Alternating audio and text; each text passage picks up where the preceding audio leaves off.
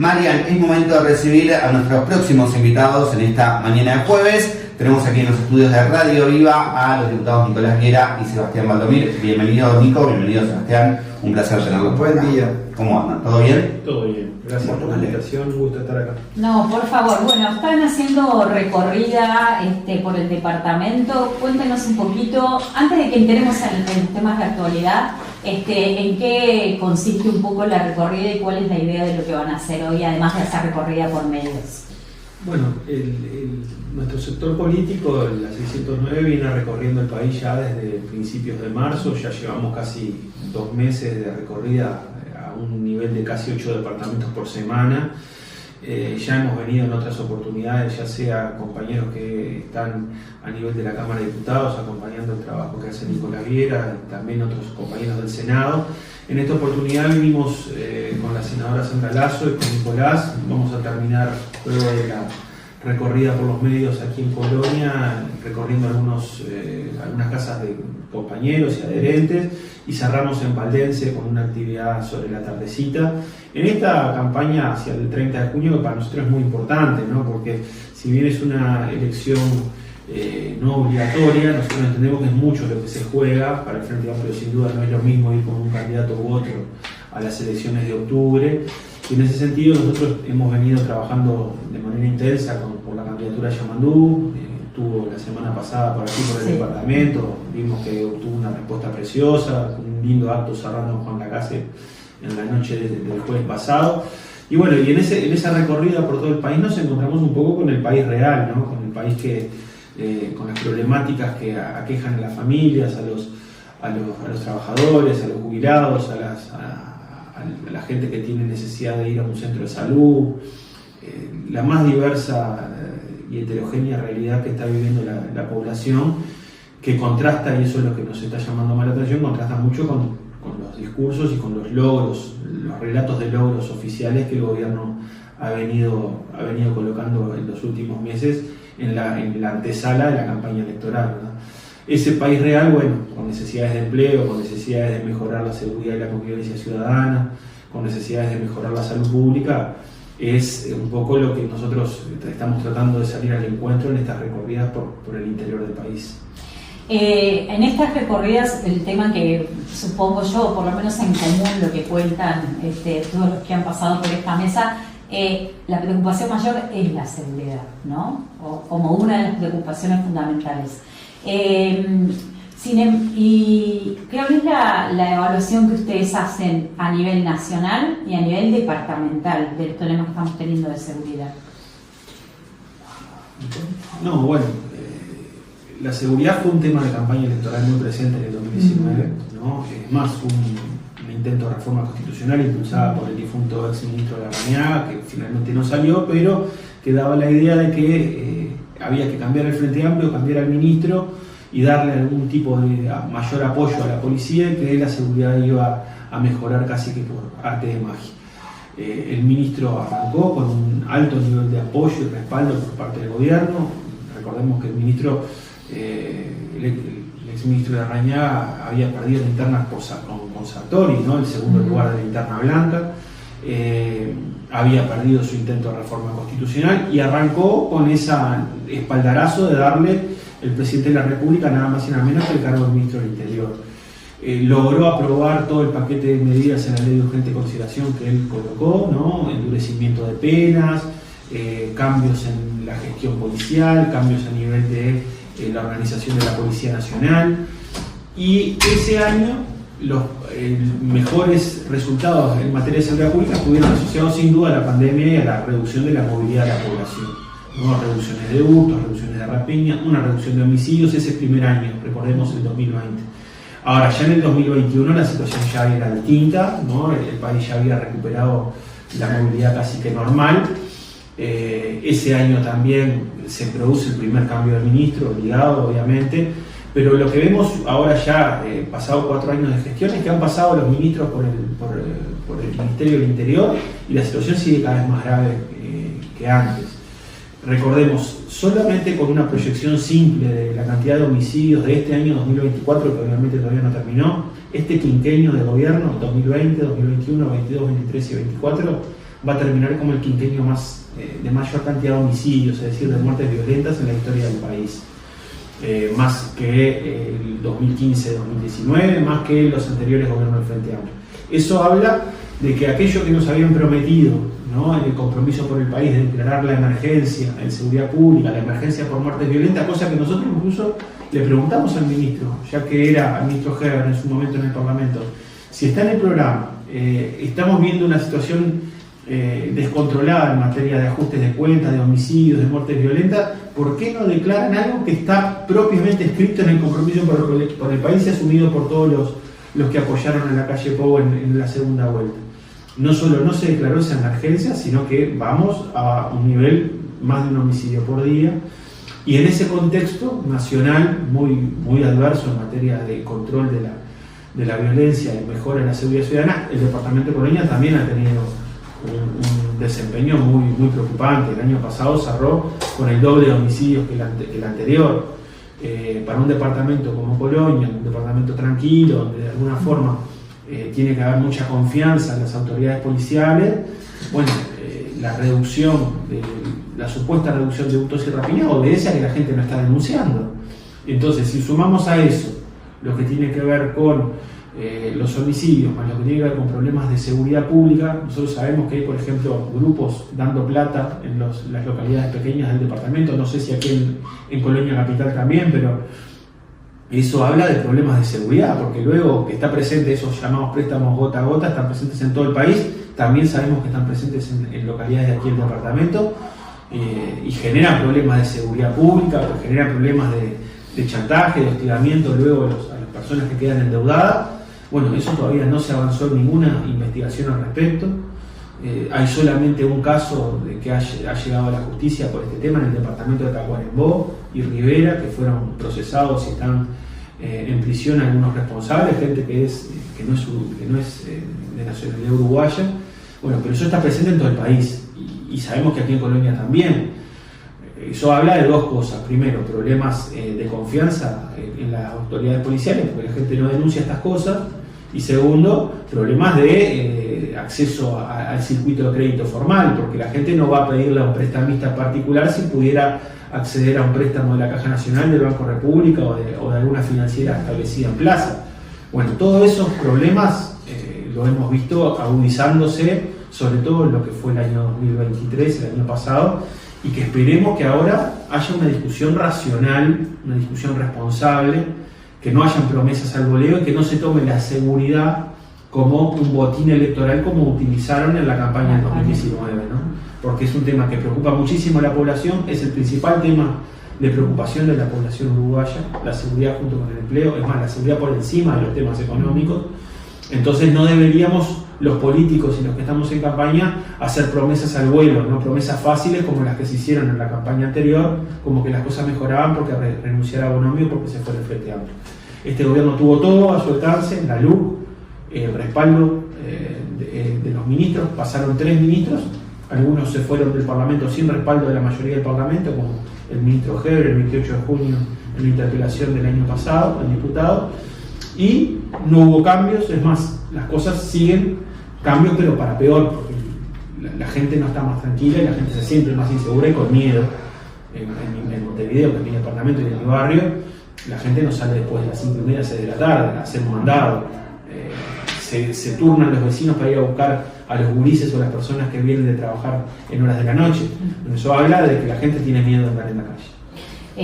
Tal vez uno de los temas también importantes que tiene que ver con el narcotráfico, ¿no? Y lo del jueves pasado, en la conferencia de prensa Yamandu Orsi dijo algo que me parece que mucha gente está diciendo, que tiene que ver con que también el narcotráfico no solamente se controla a través de las fronteras, a través de todo lo que tiene que ver con leyes, también con lo financiero, sino que también tiene que haber una política de educación y cultura para que los gurises no estén en la calle y seamos proclives, digamos, al narcotráfico, ¿no?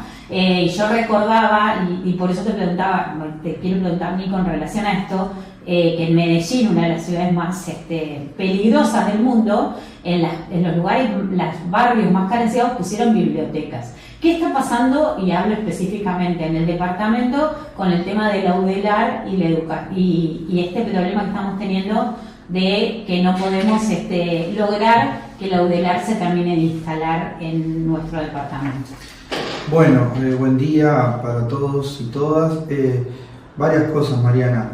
Por un lado, atado a lo que se decía de la inseguridad, no podemos dejar de mencionar que Colonia pasó de 3 homicidios en 2022 a 9 en 2023.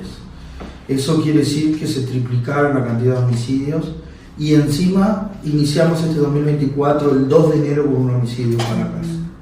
Por lo tanto, la situación de la seguridad en nuestro departamento es grave, tenemos muchas dificultades, en algunas comisarías no tenemos las posibilidades de tener 2 policías por turno.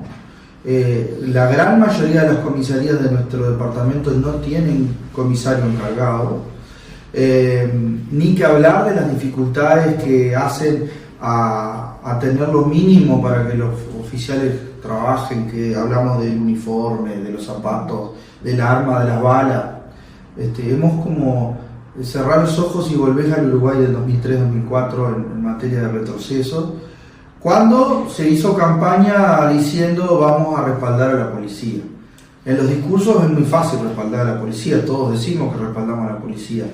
El tema es cómo lo munís de recursos y de decisiones políticas que realmente respalden a la policía.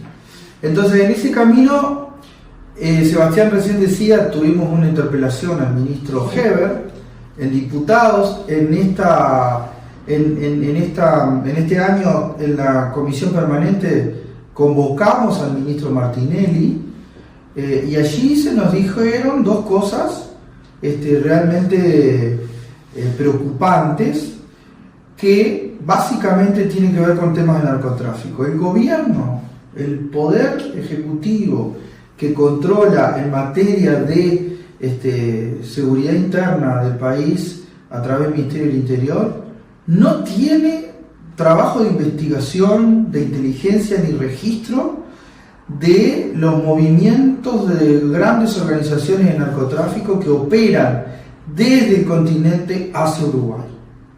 Nosotros vemos cómo salen contenedores con cocaína para Europa, que pasan por la playa contenedores que hoy tienen monopolio Qatar-Naty, llegan a puertos de Europa donde también tiene Qatar-Naty su playa de contenedores, y vienen bajando de la hidrovía Uruguay-Paraná, llegan a nuestro país sin ningún tipo de controles y de acá sale. O sea, Uruguay se transformó en un lugar de acopio de la droga y de exportación, digamos, de salida.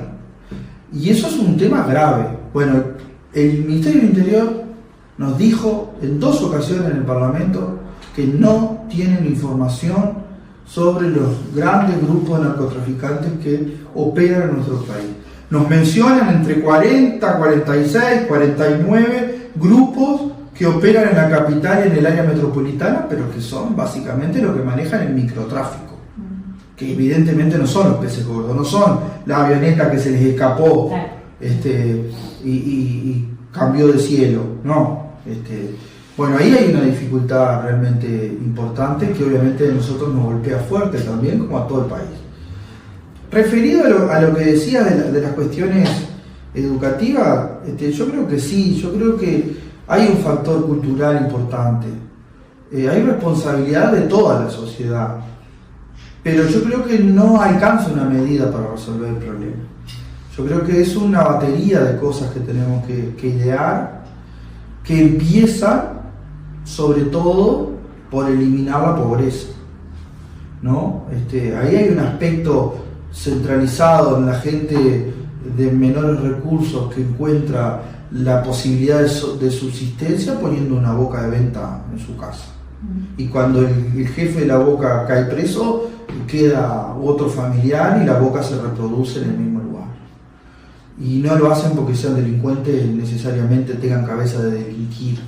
Lo hacen muchas veces porque es la razón de su sobrevivencia familiar. Entonces ahí hay una cuestión bien compleja, porque además afecta a un grupo de menores, de niños, que son los que están dentro del 20% por debajo de la línea de pobreza, que nacen, se desarrollan en sus primeros años de vida en ese entorno. Entonces uno después los ve llegar a la escuela todos rotos, digamos, desde el punto de vista emocional, ¿no? Y es complicado porque vos estás reproduciendo un modelo que después pasan generaciones enteras para poder revertirlo. Por eso es, y acá a la pregunta que me hacía, la importancia de poder generar instancias educativas de mayor perfil, ¿no? La Universidad de la República para nosotros es un sueño que estamos próximos a cumplirlo. Que la universidad haya decidido desembarcar en nuestra zona y hacerlo con una sede en Colonia del Sacramento es un episodio sin precedentes. El precedente más inmediato que tenemos fue una decisión política del Poder Ejecutivo del entonces presidente Pepe Mujica de establecer la Universidad Tecnológica en el interior del país y particularmente una de sus sedes en Colonia, que fue en la zona este, con un trabajo interesante en la que era la destilería de alcohol de Villa La Paz y la Escuela de Lechería de Nueva Helvecia. Entonces, la universidad que llega a Colonia con la impronta que le hemos decidido dar, porque cuando trabajamos con el rector y la universidad, justamente apuntamos a que tenga mucho que ver con toda la cadena productiva del departamento y que tenga que ver con la logística. No puede ser que tengamos una cantidad de puertos y no tengamos una visión de logística del departamento. Tenemos el principal puerto granelero del país, tenemos el puerto de carga de Juan Lacase, el puerto de pasajeros de Colonia, los puertos deportivos, la zona franca de exportación como es la de Monte del Plata, la zona franca de Nueva Palmira, digamos, hay una cantidad de elementos que hacen a que Colonia es un país en pequeño hasta desde la potencialidad de su productividad. Entonces, la universidad va a venir con esa cabeza. Lo irrisorio de todo esto es que por cuestiones burocráticas, administrativas y de voluntad política del gobierno departamental no se haya resuelto lo mínimo, que es tener un local físico para funcionar. ¿Y cuál es la respuesta ante lo que ayer el intendente Moreira habló con Mildred de Canal 3 diciendo que, y también hubo declaraciones del diputado Mario Colmán, diciendo que el problema era de la UDELAR, que exigía, digamos, determinados atributos que tenía que tener el lugar que eran difíciles de conseguir en Colonia? Bueno, yo lo que creo es que el intendente ha leído mucho la historia de Poncio Pilato, ¿no? Se lava las manos como el mejor en todas las circunstancias. En Juan Lacase tiene la ciudad arada por fruto de la obra de saneamiento y la culpa es de OCE. Y OCE dice que la culpa es de la intendencia que no hace la pavimentación. Bueno, a mí sinceramente no me importa de quién es la responsabilidad, lo que me importa es que se resuelva el problema. Entonces, si la intendencia se compromete, yo leí el correo electrónico de compromiso de la intendencia de aportar un local físico para que la ODELAR se instale, ¿qué tan difícil puede llegar a ser aportar un local físico? Si no lo tiene propio, que lo alquile. Los votos del Frente Amplio en la Junta Departamental van a estar para que la intendencia ponga 100, 200, 300 mil pesos por mes para alquilar un local. ¿Qué mejor plata invertida puede llegar a ser tener un local físico para que la Universidad de la República se instale? Lo que el rector nos ha dicho siempre, y es natural, que los recursos que nosotros conseguimos en el Parlamento en la última rendición de cuentas, que fueron 50 millones de pesos, alcanza para echar a andar 2 carreras y pagamos docentes. Pero no puedes hacer cargo de una obra de infraestructura. Entonces, vos, Intendencia de Colonia, ¿querés o no querés que la UDELAR llegue a Colonia?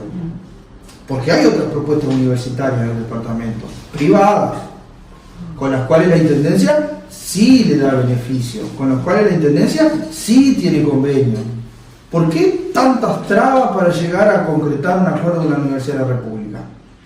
Entonces, ahí se anda una cantidad de cosas. Yo, ciudadano del departamento de Colonia, despojado de toda mi representatividad que la ciudadanía me dio, lo que quiero es que la Intendencia lidere el proceso de concreción de la UDELAR, cosa que no ha hecho. ¿A quién se le ocurre que el intendente de Colonia, integrante del Poder Ejecutivo Departamental, delegue en un diputado de su partido la tarea de conseguir un local? A ver, yo tengo la mejor onda con Mario Colmán y sé de su buena fe en todo lo que está haciendo para que la Odelar llegue, pero no corresponde que sea el diputado del Partido Nacional que saca un local. ¿Cómo no lo va a hacer la Intendencia? Bueno, entonces, ahí podrá poner 54 excusas Moreira, pero evidentemente no está teniendo la voluntad para resolverlo. Hay 1.000.000 de cosas para hacer.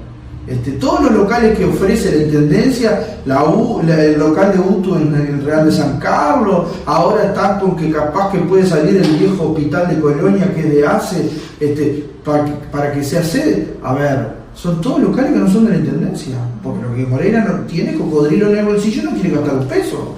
Bueno, pero a ver, vamos a poner a la universidad en el viejo local de ACE, de lo que era el viejo hospital, que es un edificio de más de 100 años que se cae a pedazos, que hay que remodelarlo íntegro para entrar. Bueno, la intención era que se pudiera empezar en el segundo semestre de este año, estamos a 20 días de comenzar junio. Yo lamento, pero no va a poder ser. Entonces, pongámonos las pilas, yo estoy dispuesto a dar la mano que haya que dar, yo qué sé, qué es lo que se necesita. Pero no puede ser que haya una pelota que va y viene de cambio de responsabilidades, cuando sabemos además con la seriedad que la Universidad de la República ha tratado de esto. Mira, a mí me consta que el rector no tenía unanimidad en la asamblea del claustro y la logró en función a negociaciones internas de la Universidad de la República. Nosotros, por respeto a eso, por lo menos tenemos que poner nuestra parte. Besosi, el intendente de Soriano, demoró una semana en proporcionar un local a la Odelar para que se instale en Soriano. Y nosotros hace más de un año que estamos esperando que la intendencia resuelva. Me gustaría cambiar un poquito el tema con lo que pasó esta semana, que fue grave y tiene que ver con la denuncia contra Yamandu Orsi. ¿Cómo impactó dentro del MPP? Y sobre todo, ¿cómo impactó también este tema de la discusión que dio el presidente en relación a que era una maniobra político-partidaria y Yamandu dice que es una maniobra política? ¿Cuál es la opinión de ustedes? Bueno, ayer estábamos repasando cuando se archiva la denuncia, ¿no?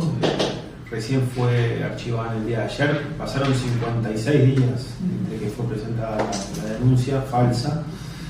Nosotros al principio estuvimos repasando todas las salidas que tuvimos los diputados, los senadores con respecto al tema y en aquel momento primero decíamos que confiábamos en la justicia, en la acción de la Fiscalía, pero también sabíamos que se trataba de una denuncia falsa, que posiblemente era algo que hubiera pasado, pero que Yamandu no tenía nada que ver. Bueno, eso finalmente se demostró, pero pasaron un mes y medio que esto estuvo ahí dando vueltas. Esto claramente impactó en Yamandu, en su círculo de trabajo, en su círculo familiar, nos desvió de muchas actividades, pero igualmente seguimos con nuestra campaña recorriendo el país y dándole incluso con más intensidad que antes. Pero lo que decimos es que esto no puede quedar así como así, ¿no? Se presentó una denuncia falsa, una mentira para enchastrar a un candidato que es el que viene adelante en el partido de la oposición, que es el partido que tiene mayor intención de voto hoy a 5 meses de las elecciones.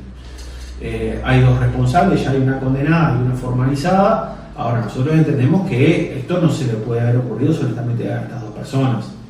También habíamos dicho en su momento que además de la mentira de la denuncia, luego se montó un dispositivo de masificación de mensajes en las redes sociales, un informe que el propio MPP elaboró y presentó a la prensa, donde hubieron determinada cantidad de cuentas en México, Centroamérica, Argentina, que reprodujeron esta denuncia falsa. Bueno, eso también es una operación que cuesta dinero, que no se hace de un día para el otro y que se tiene que pensar una estrategia de masificar una determinada mentira, una determinada noticia falsa.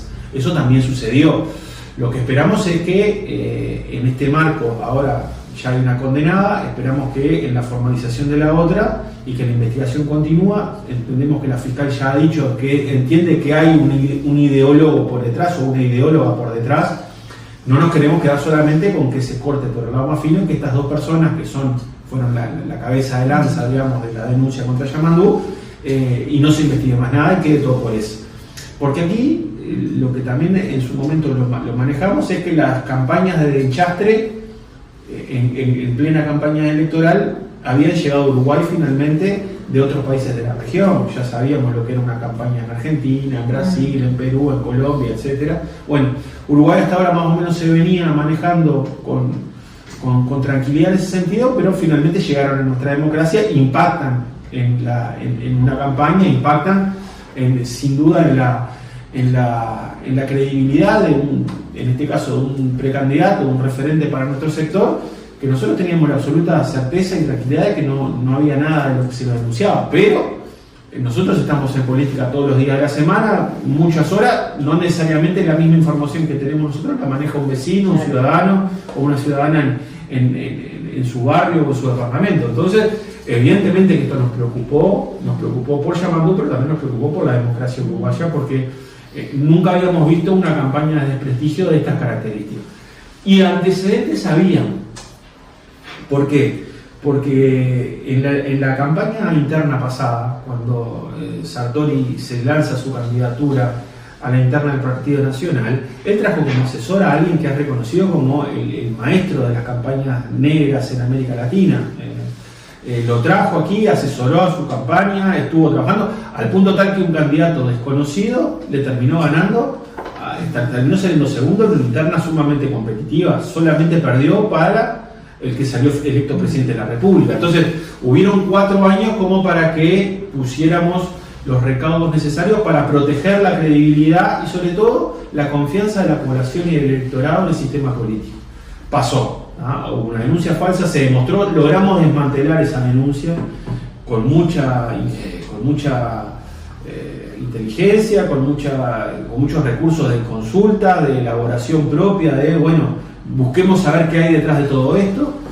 Logramos desactivar esto. Ahora, no puede ser de que lo que digamos es que esto evidentemente no pudo haber sido ideado por estas dos personas, que evidentemente hubo una finalidad política por detrás, que nada más y nada menos que el presidente de la República diga que es grave que nosotros digamos eso. Ahora, si lo dice el equipo de defensa legal de Yamandu Orsi, es porque evidentemente que esto no pudo haber sido una idea loca y extravagante de Romina Celeste y la otra persona que fue condenada, sino que alguien tuvo que poner la plata y tuvo que poner la expertise, la cabeza para que esto se instrumentara y sucediera.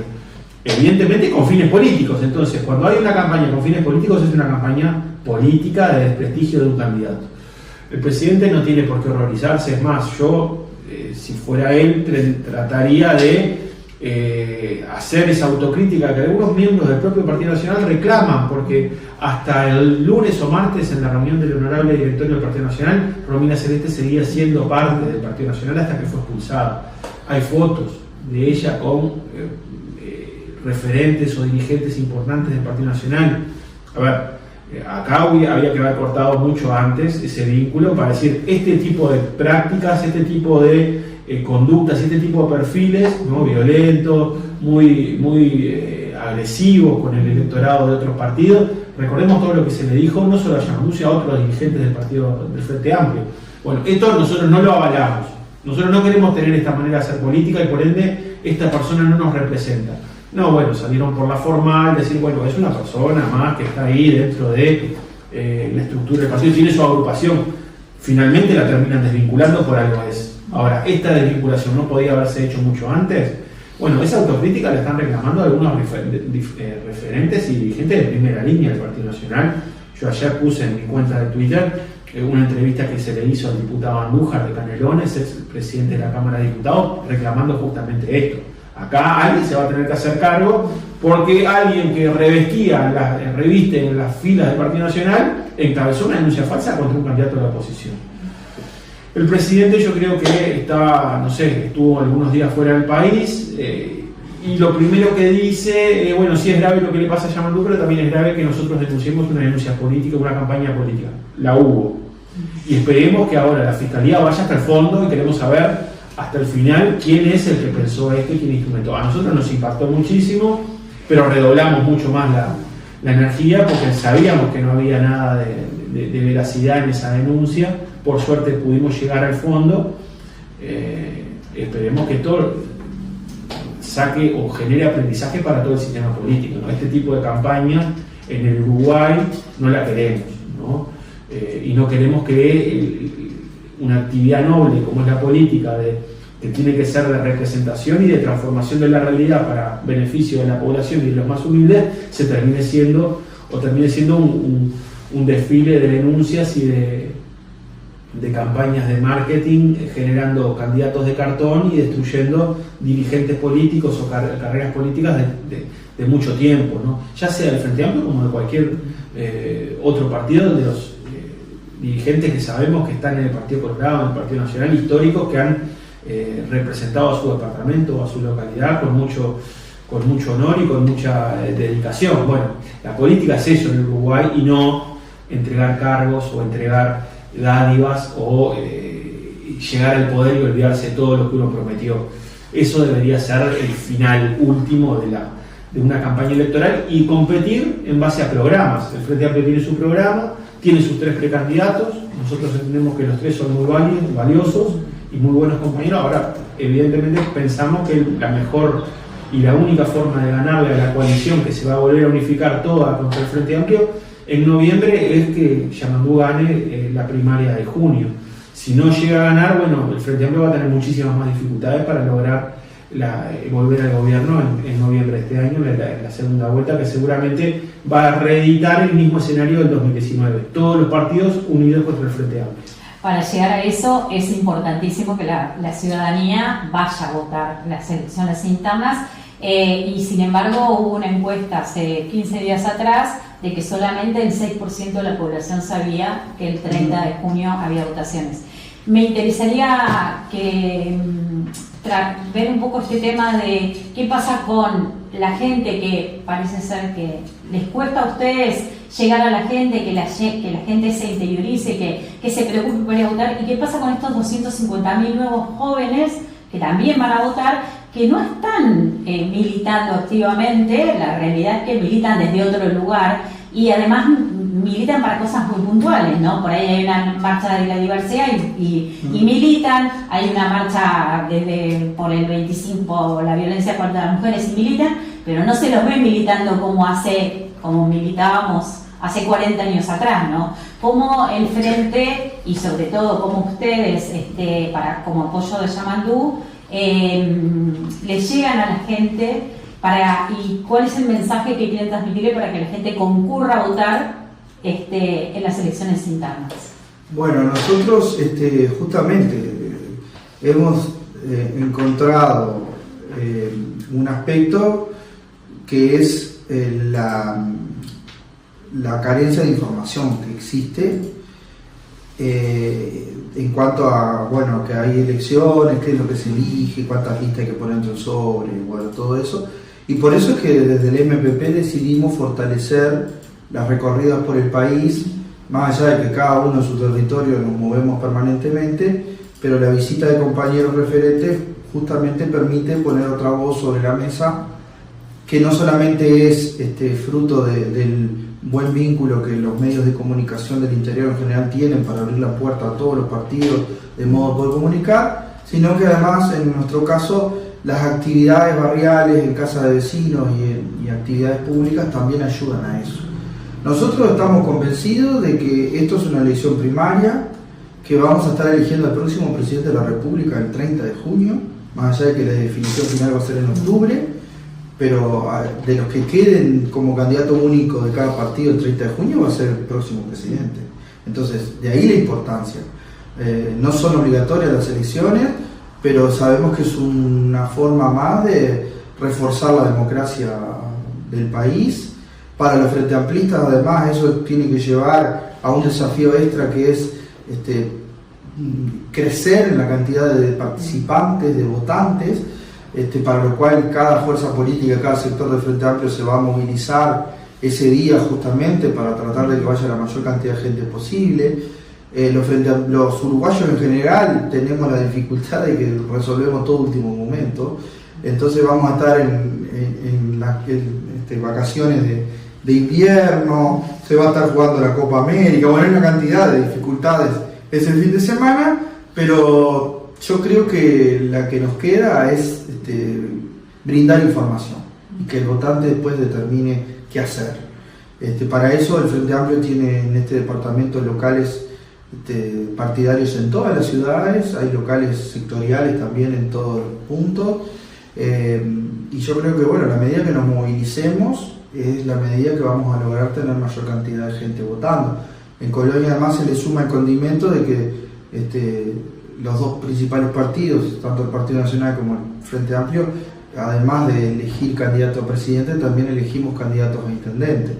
Entonces eso también genera una movida extra, porque el ciudadano va a tener que ir a elegir con una hoja grande, la 609 por ejemplo, que va a estar encabezada por Pepe, pero además va a ser en apoyo a la candidatura de Yamandu Orsi, y la 1609, que en este caso va a estar apoyando mi candidatura a intendente, que es una hoja más pequeña, y van las dos juntas dentro del sobre, y con eso se vota.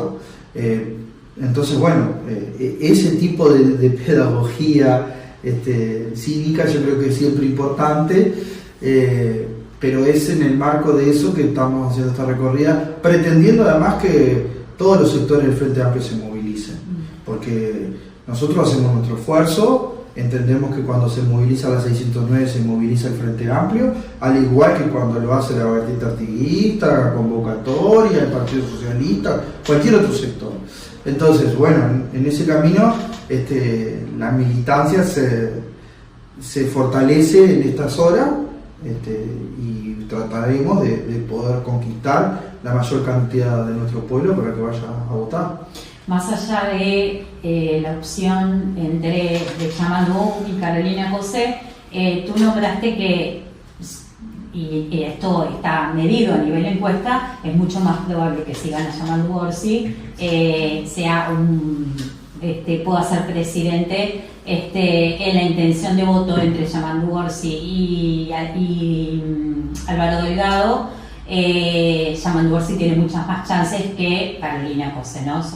Ahora, ¿qué otras características son importantes por las cuales hay que votar a Yamandu Orsi? Más allá de esto que tiene que ver con una estrategia puramente electoral. Sí, lo que nosotros decíamos con eso, con la primera parte de tu pregunta, nosotros lo venimos estudiando ya desde encuestas del año pasado, ¿no? Estudios de opinión pública que marcan dos escenarios claramente diferenciados.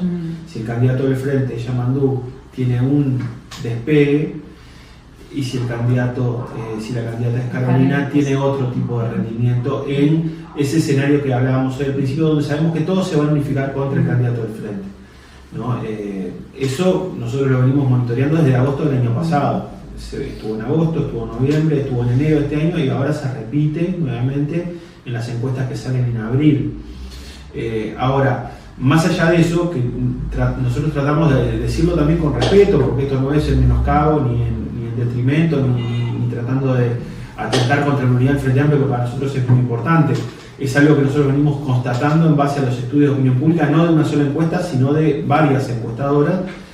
Nosotros le agregamos otra cosa que estamos viendo en el interior, sobre todo esa capacidad de diálogo que tiene Orsi, una experiencia de gestión de 9 años, 10 años como intendente y 10 años como secretario general en la Intendencia Canelones, tratando de llegar a entendimiento con otras colectividades políticas y tratando de colocar siempre el interés de la población por encima de las disputas entre los diferentes partidos, que son legítimas tenerlo, pero que cuando uno es electo para un cargo de representación de gobierno, tiene que gobernar para el conjunto de la ciudadanía y no solo para su barrio. Bueno, eso Yamandu también lo puede proporcionar. Nos parece que estos 5 años de gobierno de coalición polarizaron mucho la política y polarizaron mucho las diferentes colectividades, ¿no? A mí no me gusta mucho hablar en términos de grieta, pero sí parece que uno es gobierno y hemos escuchado al presidente, a los ministros, a los senadores del Partido Nacional diciendo, no solo insultando al electorado del otro partido, ¿no? A nosotros incluso nos pusieron otro nombre, ya no somos Frente Amplio, sino nos pusieron otro nombre. Y eso no lo dijo un militante suelto o una militante suelta de un partido del oficialismo, ¿no? Lo dicen senadores que tienen representación en la Cámara Alta del Parlamento. Bueno, cuando uno gobierna y piensa que gobierna solo para los que lo votaron y se olvida o directamente insulta, menoscaba las opciones y las ideologías de los adversarios políticos, bueno, ahí se genera un deterioro de la convivencia y sobre todo del mensaje que se da de que la política, bueno, es una barra contra otra, cuando en realidad debería ser la elaboración de políticas para tratar de salir adelante en beneficio de la población. Entendemos que Yamandú puede volver a restablecer un clima de entendimiento y de que la política no es la guerra por otros medios, sino que es la necesidad de transformar la realidad y de hacer posible lo necesario. Porque claramente luego, a nivel de cuando uno llega al gobierno, están las restricciones presupuestales, están las restricciones de tiempo, las restricciones del ordenamiento jurídico, millones de etcétera. Pero hay que hacer posible esos cambios necesarios, porque no puede ser que tengamos un país de 3 millones y poquito de habitantes, un país rico, productor de alimentos, con 20% de gurises pobres, con casi un 30% de desempleo juvenil. Hablo del desempleo juvenil, hoy hablábamos, por ejemplo, del tema de la erradicación del ODELAR de la Universidad de la República del departamento de Colonia. Yo invitaría a las personas a que vean cómo se transformó el departamento de Paysandú, el departamento de Tacuarembó, luego de la erradicación del ODELAR en ese departamento, y donde trabajaron codo a codo el gobierno departamental con la UDELAR, con la OPP, con el gobierno nacional. Bueno, eso es lo que tenemos que tratar de reproducir. Lo dijo incluso el intendente Durazno en su momento. A Pepe Mujica hay que agradecerle que trajo la Uteca Durazno, lo dijo el Cacho Vidalín en una actividad de la 609. Y eso a nosotros no se nos cae ningún anillo por invitar a alguien de otro partido, de otra colectividad, que sabemos que no nos vota, pero que de alguna manera reconoce lo bueno que se han hecho durante los gobiernos del Frente Amplio y en particular en el gobierno de Pepe, ¿no? Entendemos que Yamandú tiene esa posibilidad de establecer un diálogo proactivo y constructivo con otros dirigentes políticos, y eso refleja también en que hay gente que no es frente amplista o que directamente le interesa otras cosas y no solo la política, que estaría dispuesto a acompañarlo en una elección de segundo turno. Queremos que eso se plasme, porque, reitero, el que es presidente, el que tiene una responsabilidad de gobierno, no gobierna solo para los que lo votaron, tiene que gobernar para el conjunto y tiene que darle seguridad y certeza, no solo a aquel que lo acompañó en las urnas, sino a aquel que no lo votó. Porque esto no es un partido, una cancha de fútbol, esto es los designios de 5 años. 5 años es un tiempo muy importante, es una generación de gurises, son a 30.000 nacimientos por año, son 150.000 gurises. Y no podemos tolerar y no podemos admitir así tan sueltos de cuerpo y casi como que si no nos pasara nada, que el 20% de esos gurises nazcan en un hogar pobre, que no tengan la cantidad de proteínas, la atención sanitaria, la atención de su madre, la atención de los cuidados de salud, la atención en materia educativa que requieren los primeros 3-4 años de la vida de un niño. Si hipotecamos eso, hipotecamos el futuro del país y empiezan a generarse los otros problemas que hablamos hoy. Problemas de violencia, problemas de desigualdad crónica, problemas de fragmentación territorial, de ausencia del Estado. El Estado tiene que estar presente con ANEF, con ACE, con policlínicas, con la administración de justicia, con la atención a la violencia de género, con atención a los problemas que tienen determinados sectores productivos en el interior del país. Bueno, eso habla de un Estado presente. Y para hacerlo uno no lo conduce con la lógica de Barra Brava o con la lógica de hincha de fútbol, lo conduce uniendo al país. Y yo creo que Yamandú tiene esas características. Nosotros entendemos en el Frente Amplio, junto con los sectores que lo acompañan, que no son solo el MP, sino son muchos otros, que tiene esa característica de, iniciar un nuevo ciclo del Frente Amplio en el gobierno, un nuevo ciclo de desarrollo nacional, con la posibilidad de entablar diálogo con otros partidos y con otros dirigentes políticos en beneficio de la población y no en beneficio de un partido propio, ¿no? Eso me parece que es lo que nosotros estamos poniendo como principal elemento en esta recorrida, y la verdad que cada vez que Yamandú va, lo vimos la semana pasada aquí en Colonia, el resultado y la repercusión y el recibimiento de la gente es muy positivo y eso nos tiene muy, muy contentos. Ahora, vamos a apretar el acelerador estos 45 días que faltan, porque venimos de 55 días de un candidato denunciado falsamente, que demostramos que es una denuncia falsa, y eso no puede quedar en saco roto, ¿no? Esos 55 días no se lo devuelve nadie a la candidatura de Yamandú y a la campaña. Pero en las encuestas que ustedes manejan internamente afectó, porque hasta la última encuesta interna, estoy diciendo, las que manejan ustedes, no las que manejan las consultoras, que me permito dudar en el sentido de que realmente no sé si son si están organizadas o no están organizadas, más allá de los profesionales que son, pero los que manejan ustedes, hubo una afectación a nivel imagen o no, o porque no me da la sensación de que lo haya afectado Sí. a nivel mediciones. Ahí hay un aspecto no menor que lo hablábamos al principio, es que no es una elección obligatoria. Entonces, la lectura de las encuestas, que son una foto de la realidad y que parten de un parámetro científico, tiene dos partes. Una es el apoyo ciudadano a los candidatos, cuando se le pregunta, bueno, ¿usted a quién va a votar? ¿A Yamandu, Ciudad Cose o Lima? Esa es una. Pero después cuando se busca un poco más y se dice, bueno, ¿usted va a ir a votar?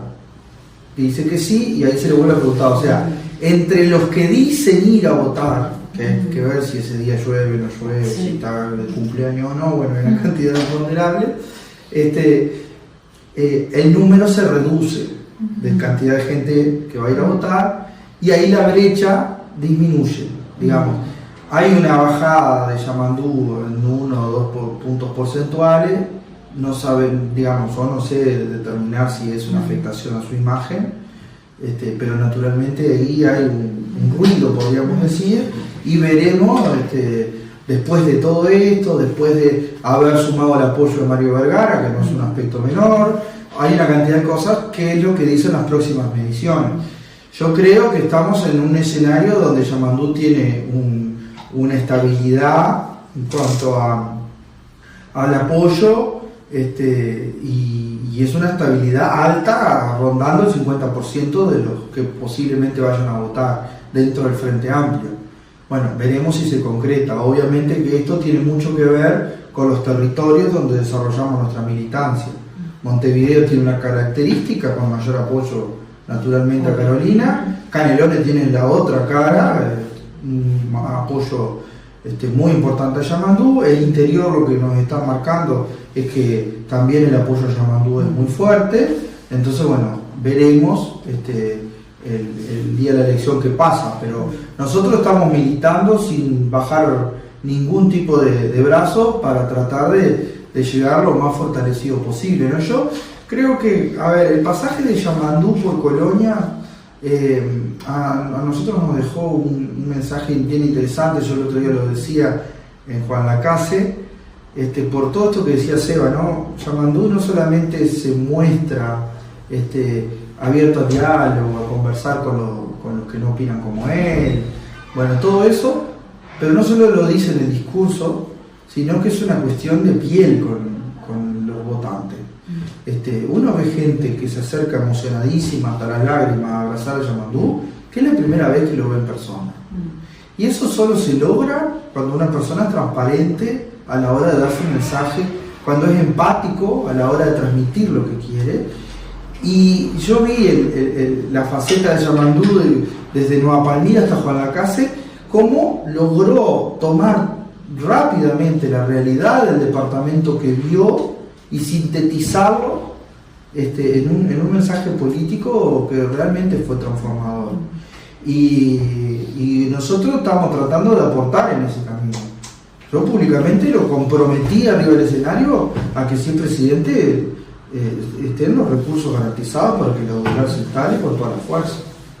Y lo comprometí porque sé que es posible, no es un mensaje de campaña a ver si juntamos 2 votos más, ¿no?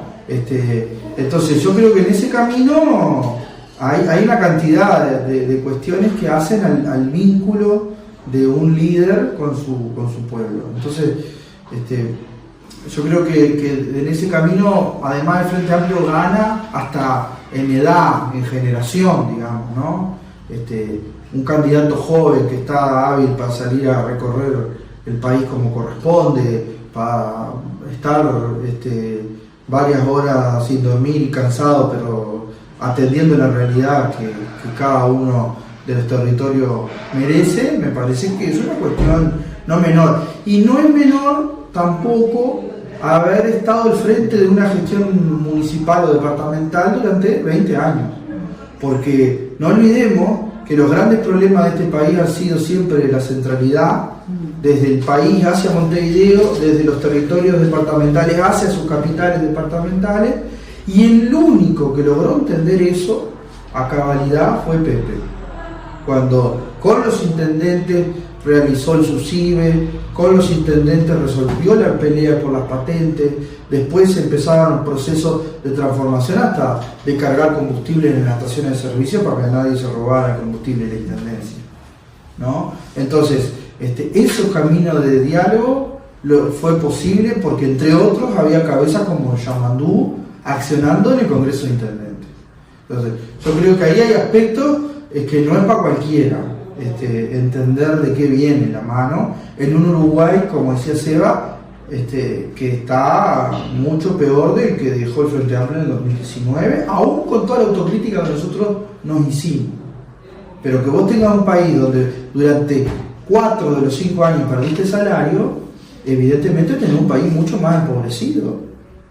Entonces, cuando Yamandú plantea hay que blindar la infancia, está diciendo que para terminar con la pobreza infantil necesitamos poner 500 millones de dólares para tratar de disminuir al máximo el 20% de gurises que nacen en hogares pobres. Entonces, bueno, ese tipo de cuestiones se dicen porque son posibles hacerse. Porque si no, no nos vamos a andar poniendo a tirar verdura para jugar con la esperanza de la gente, ¿no? No, y aparte, en esta gestión que tú mencionabas, en la Intendencia de Canelones, hay ejemplos de esto, ¿no? Hay un programa muy interesante que lo ha implementado la Intendencia, que es el 1000 días de igualdad, ¿no? Que es a todos los chiquilines y niñas que nacen en el departamento de Canelones, por los primeros 3 años se le hace un monitoreo de salud, nutricional y de asistencia y apoyo a la madre y a ese niño, que son esos primeros 3 años de vida fundamentales, ¿no? Por eso se llama 1000 días. Eso claramente se puede hacer potenciado no solo a todo el país, sino con mucha mayor fiabilidad, usando a toda la maquinaria estatal de la atención sanitaria, de la atención nutricional, de la atención al embarazo. Bueno, tiene una referente al lado con Cristina Lustanga trabajando en su equipo, que es una seguridad en ese sentido, ¿no? Todo lo que tiene que ver con primera infancia, segunda infancia y la reforma que quieren hacer, una segunda reforma de la salud, ¿no? Hablado. Eso se puede instrumentar, debería bajarse este tema casi que como un compromiso de todos los candidatos, porque ahora sí hay muchos candidatos hablando de la necesidad de atender la pobreza infantil. Los recursos que se han destinado durante este periodo en algunos casos no han sido ejecutados a cabalidad. INAU terminó entregando plata a rentas generales porque no terminó bastando. INAU, partidas que ya habían sido aprobadas por el Parlamento para la asignación de programas de atención a la primera infancia. CAIF que se abrieron, están instalados y no tienen horas docentes, no tienen educador, no tienen la cocinera, no tienen... Tenemos un ejemplo, Carmelo. Bueno, eso está hablando de una mala gestión, o sea, y el gobierno había prometido que iba a gestionar mejor estas cosas, ¿no? Y el resultado de una mala gestión no es solamente que el centro no abre, es que hay familias que de repente podrían tener a sus chiquitines ahí, atendidos, cuidados, alimentados, con educación y con estimulación temprana, y lamentablemente es un recurso del Estado que está siendo malgastado. Y una vida que en esos primeros 3 años, si no se atiende la plasticidad, el desarrollo motor, el desarrollo neuronal, se pierde para siempre. Esos chiquilines ya entran luego con dificultades en la educación formal cuando a partir de 4 y 5 empieza a ser obligatoria la asistencia a la escuela. Eso tenemos ejemplos concretos, ya decía, de políticas de apoyo a los embarazos y a los niños por los primeros 3 años en la Intendencia de Canelones. Todo lo que tiene que ver con la mejora de convivencia con los polideportivos, en la iluminación de las canchitas de babyfútbol. Bueno, el deporte es una de las cosas que más moviliza a nuestra juventud. Ya no es la política. Bueno, la cultura. ¿Por qué no podemos tejer acuerdos de mayor abarcabilidad, digamos, que no solo un periodo de gobierno, sino también nadie puede ponerse en contra de eso? Hagámoslo porque eso genera condiciones de convivencia, hábitos saludables en los gurises, horas docentes de los profesores, de los educadores, de los nutricionistas, atención sanitaria, atención psicológica. Bueno, todo eso, este quinquenio es un quinquenio perdido. ¿no? Tenemos problemas enormes en materia de salud mental, problemas enormes en materia de situación calle en Montevideo y en el departamento de Canelones, en el departamento de San José, en todo el país, ¿no? Yo estuve hace 15 días en Soriano y había gente que, las propias personas me decían, nunca habíamos visto gente revolver en un contenedor de residuos, de la basura, y ahora lo tenemos presente en Soriano. Problemas relacionados con la primera atención a salud mental, un quinquenio perdido, ¿no? Y eso se demuestra, ¿no? Aumento de pobreza infantil. El Frente Amplio arrancó la pobreza infantil en 2004 en un 50%. Cuando Tabaré decía, 1 de cada 2 gurises nace en un hogar pobre, eso es 50% de pobreza infantil. 15 años de gobierno del Frente lo dejamos en un 16%, 17%. 4 años y medio, 5 años de coalición, ya estamos en un 22% de pobreza infantil. Esto es un quinquenio perdido. Es un quinquenio perdido en materia de políticas sociales por parte de la coalición de gobierno. Y bueno, no queremos que sea un nuevo quinquenio perdido el que viene o firmar un cheque en blanco, porque vemos que promesas que se hicieron en el 2019 o propuestas que se hicieron en el 2019 se reeditan ahora en el 2024. Tuvieron 5 años, ya prometieron, por lo menos digan, no, esto lo prometimos, no lo pudimos cumplir. De repente lo volvemos a cumplir, pero digo que ya lo prometí y no me dio el tiempo por X motivo para implementarlo en su tiempo y forma, tal como fue prometido en la anterior campaña electoral. No queremos volver a escuchar las mismas promesas que escuchamos hace 5 años. Bien. ¿Algo más para redondear? Sé que están cortos de tiempo. Sí, vamos para hacer otro hablado. Exacto. No, es muy interesante escuchar todas las campanas y tratar, estaría buenísimo tener tiempo, pero es imposible, de tocar varios temas que nos quedaron colgados, pero los vamos a charlar en otra próxima visita. Ha sido un placer estar esta hora conversando con ustedes. Bueno, muchas gracias por venir. Gracias a ustedes. Despedimos a los diputados Nicolás Viera y Sebastián Baldomir. Nosotros seguimos compartiendo la mañana con ustedes acá en Radio Viva 96.3. Nos quedamos hasta el mediodía como siempre.